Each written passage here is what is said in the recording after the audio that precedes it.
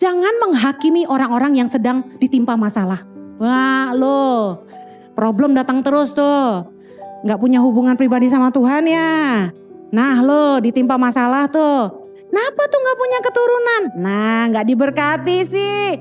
Kenapa perusahaannya susah? Gak bayar perpuluhan ya? Dengar baik, jangan suka ngehakimin orang. Semua orang punya masalah, semua orang ngalamin proses.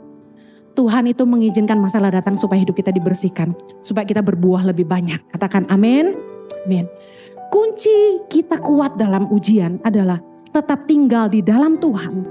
Yohanes 15 ayat 4 berkata, tinggallah di dalam aku dan aku di dalam kamu. Sama seperti ranting tidak dapat berbuah dari dirinya sendiri.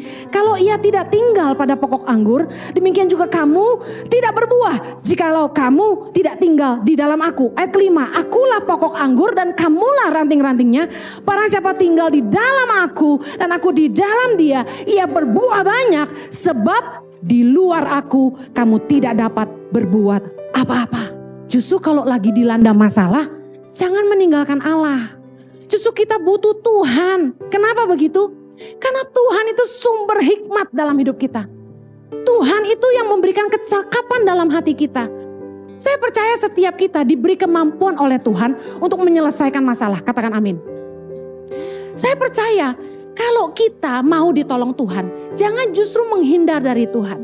Tetap pegang Tuhan erat-erat. Apa yang terjadi ketika di tengah masalah kita tetap berpegang pada Tuhan? Saya katakan, di masa sulit pun kamu akan terus berbuah. Bayangin, di masa sulit ketika kami berdua kesulitan, pandemi datang melanda, banyak partner tangan pengharapan yang meninggalkan tangan pengharapan karena mereka sendiri kesusahan. Kami gak marah sama mereka, tapi kami malah berdoa buat mereka. Tapi apa yang terjadi? Di masa pandemi, Tuhan memakai kami untuk menolong lebih banyak orang, menolong lebih banyak anak-anak lewat program peduli sesama. Bahkan sekarang kami memberikan beasiswa untuk anak-anak pedalaman yang cerdas, berintegritas, benar-benar takut akan Tuhan dan karakternya baik. Untuk menjadi guru-guru bagi Indonesia. Doakan kami, karena saya merenung terus. Kami selama ini rekrut orang-orang dari seluruh Indonesia, dilatih di Jakarta, lalu diutus ke pedalaman dengan kontrak guru pedalaman cuma 1 tahun. Investasi yang kami berikan terlalu besar hanya untuk kontrak 1 tahun sebenarnya. Jadi saya bilang, apa ya yang lebih sustain ke depan? Anak-anak ini yang harus dijadikan guru. Supaya ketika kita sekolahkan mereka kembali ke daerah mereka dan mencerdaskan anak-anak mereka. Saya mulai melangkah dengan iman justru di masa sulit. Dan saya lihat penyertaan Tuhan yang luar biasa. Saya ingin katakan kita buka gereja onsite ini bukan karena kita pengen keruk uang lebih banyak. Gak ada istilah seperti itu. Justru kami sediakan ibadah onsite ini karena kami tahu jemaat butuh. Ada jemaat yang gak seneng ibadah online. Sudah gak fokus gitu loh, liatin TV terus, bener gak? Lebih enak gini gak? Sebenarnya kalau coba tanya sama saya, Pastor Henny lebih suka online aja atau onsite? Lebih enak online, kenapa? Tapping, tayang, hari Minggu bisa bangun siang. Bisa makan sama anak. Bisa kumpul keluarga, pagi-pagi gak usah keramas. Tapi saya tahu ini kebutuhan.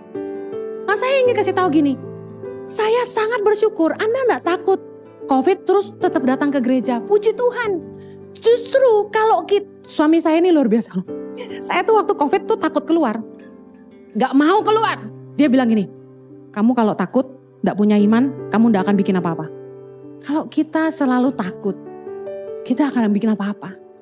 Mari terus mendekat sama Tuhan. Anda datang ke gereja, saya mau kasih tahu kedatanganmu enggak akan sia-sia.